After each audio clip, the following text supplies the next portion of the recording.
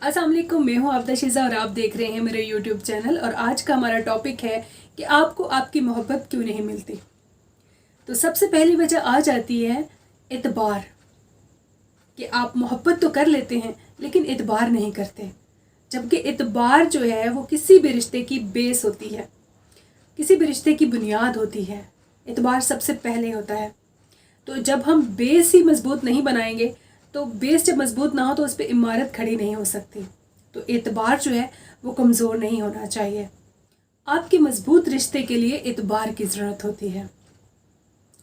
और दूसरा जो पॉइंट आ जाता है वो है शक, कि हम शक करते हैं।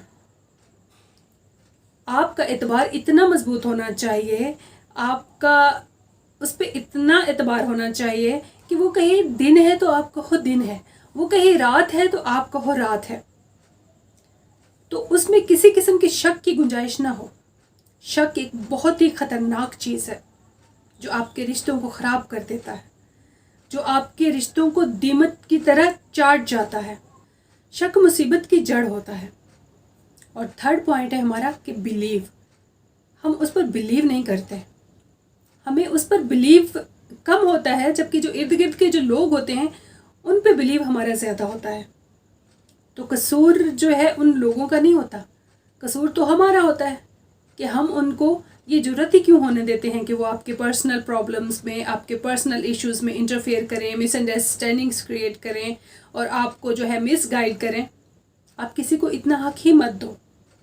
हाँ, अगर कोई मिस गाइड आपको कर रहा है, मिसअंडरस्टैंडिंग्स क्रिएट कर रहा है, तो पहली बात तो यह है कि आप उनकी सुनो ही मत। और अगर आपने सुन ली है तो आप उस पर बिलीव मत करो। और अगर आपको थोड़ा सा डाउट हो रहा है तो बजाय इसके कि आप चुप करके फिरते रहो, मुंह फुला के फिरते रहो, ताल्लुक तोड़ दो, रिलेशंस ख़राब कर लो, दूसरे को परेशान रखो, बजाय ये सब करने के सबसे बेस्ट होता है कि आप क्लियर कर लो।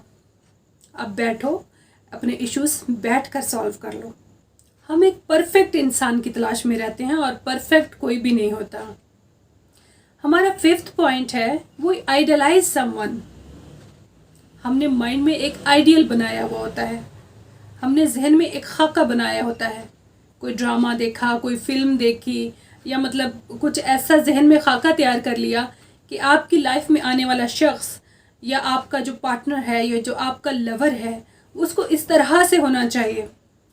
तो आप चाहते हैं कि जिस तरह आपने जहन में खाका बनाया है उसको सेम टू सेम वैसा होना चाहिए, लेकिन ऐसा नहीं होता। हकीकत आपके ख्वाबों से, आपके ख़यालों से बिल्कुल मुख्तलिफ होती है। हमारा छठा पॉइंट है कमिटमेंट।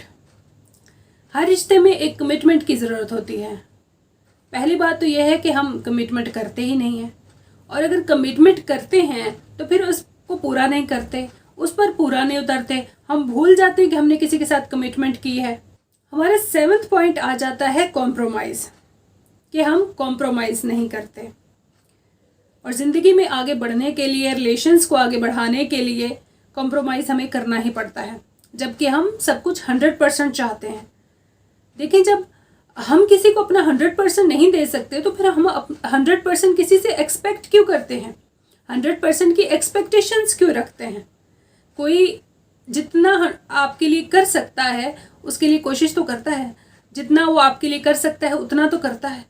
आप भी तो इसी तरह से करते हैं कि जितना आप किसी के लिए कर सकते हैं उतना करते हैं। तो फिर आप 100% की तवक्को अगले बंदे से क्यों रखते हैं, और ख़ुद तो आप अपना 100% दे नहीं सकते। कहीं ना कहीं आपको कॉम्प्रोमाइज़ करना ही पड़ता है। तो जितना भी मिले उसी पर राज़ी हो जाओ। हमारा आठवां पॉइंट है मजबूरी। कहते हैं कि जहाँ चाह होती है वहाँ राह होती है। अगर आप कोई काम करना चाहते हैं, आप किसी काम को दिल से करना चाहते हैं और आपने पुख्ता इरादा कर लिया है कि आपने ये करना है, तो किसी किस्म की कोई भी रुकावट आपके रास्ते में नहीं हाइल हो सकती, आपको रोक नहीं सकती। कोई भी किसी किस्म की मजबूरी जो है वो आपका रास्ता नहीं रोक सकती।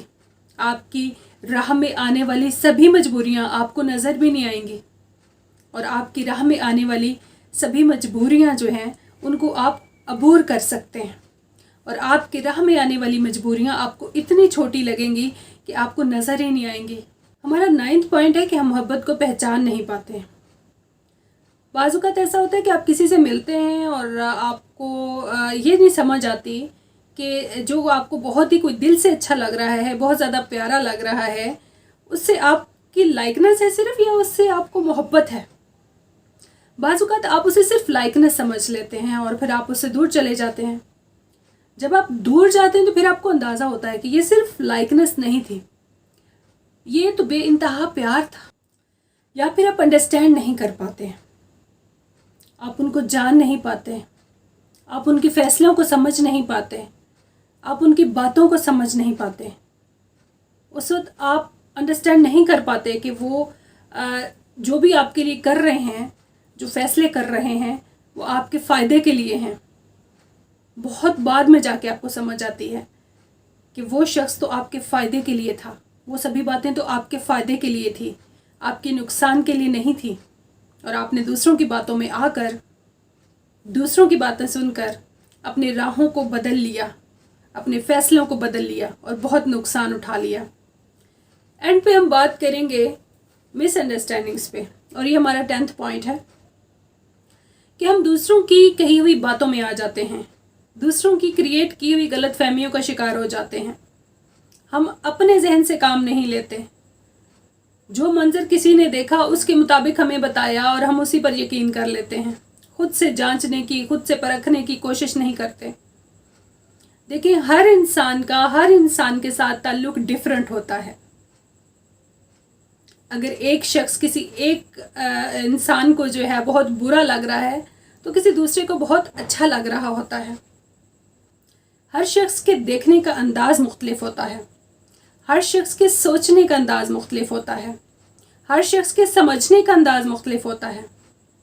तो आप इस बात पे गौर करें कि कहीं ऐसा तो नहीं है कि जो मंज़र आपको दिखाया जा रहा है एक्चुअल मंज़र ऐसा ना हो। आप ख़ुद अपनी नज़र से देखें, खुद से परखें, खुद से समझें। ऐसा ना हो कि जो मंज़र आपको दिखाया जा रहा है वो मंज़र उस तरह से ना हो, मंज़र कोई और हो। दूसरों की राय के मुताबिक रिश्तों को जज करने से बेहतर है कि आप अपने रिश्तों को खुद परखें, अपने रिश्तों को खुद परखें और खुश रहें। जब आप खुद परखेंगे तो आपको अंदाज़ा हो जाएगा कौन आपका अपना है, कौन आपका पराया है, कौन आपका दोस्त है, कौन आपका दुश्मन है, कौन मुनाफिक है, कौन सिंसियर है। सब कुछ साफ साफ दिखाई देने लगेगा। मेरी दुआ है कि आपकी ज़िंदगी खुशियों से भरी रहे, सच्चे रिश्तों से भरी रहे, प्यार से भरी रहे। इसी दुआ के साथ आप नशीज़ा को इजाज़त दीजिए। अल्लाह हाफ़िज़।